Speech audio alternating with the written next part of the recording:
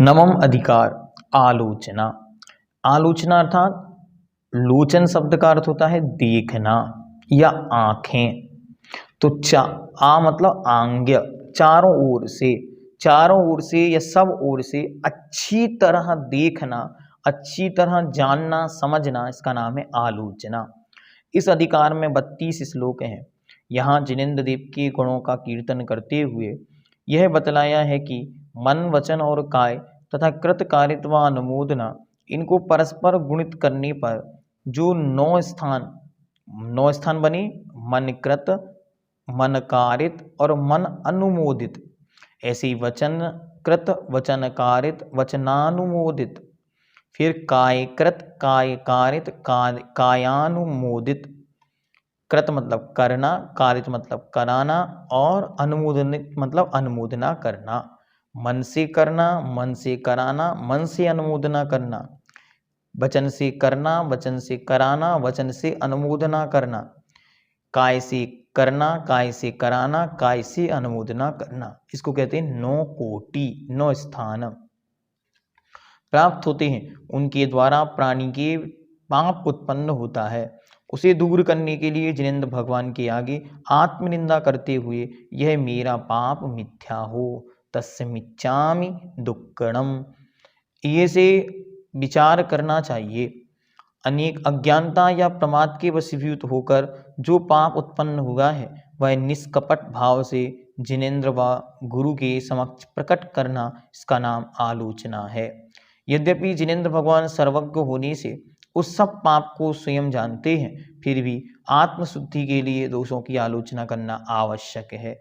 अरे भगवान, मैं आपसे क्या कहूँ, आलोचना पाठ में बार बार कहा, तुम जानत केवल ज्ञानी, तुम हो अंतर्यामी। अब सब भगवान को तो सब पता है, लेकिन फिर क्यों कहा जा रहा है? क्योंकि हे भगवान, मुझे पता है कि जैसे जैसे मैं अपनी गलती से अवगत होऊंगा वैसे वैसे मैं उनसे दूर भी हट सकूंगा। कारण कि साधु के मूल और उत्तर गुणों के परिपालन में जो दोष दृष्टिगोचर होते हैं, उनकी आलोचना करने से हृदय के भीतर कोई शल्य नहीं रहती। जितनी भी शल्य है, टेंशन है, वो सारी की सारी चीजें बाहर निकल जाती हैं।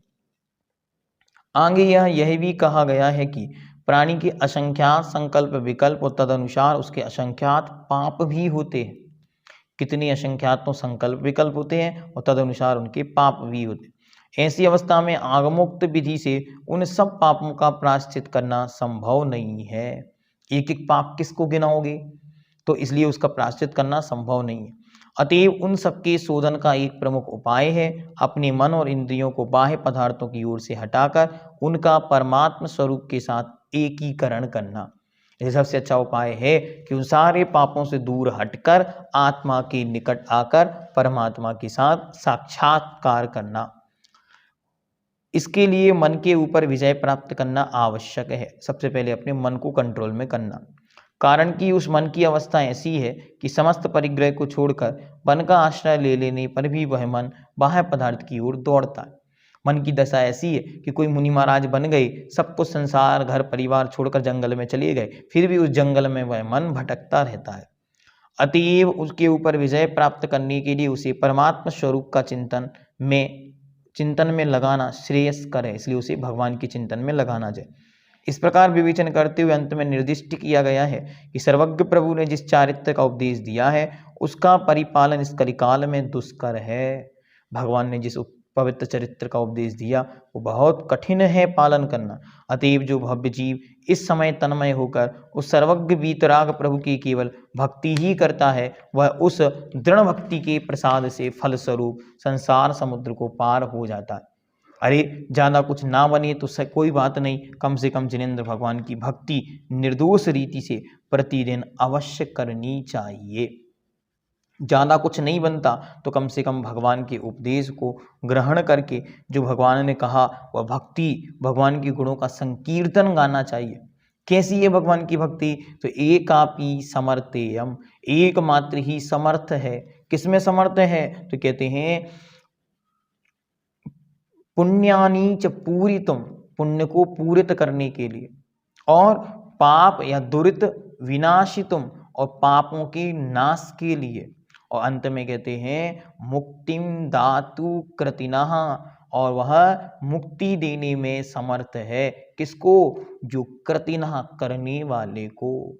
एकमात्र जिनेंद्र भगवान की भक्ति समर्थ है इन सब कार्यों को करने में। इसलिए हमें जिनेंद्र भगवान की भक्ति नियम से प्रतिदिन स्तुति, पाठ, पूजन, अभिषेक, शांति धारा, अन्य अन्य रूपों से विधान आदि बड़े बड़े भव्य विधानों के माध्यम से भी करनी चाहिए।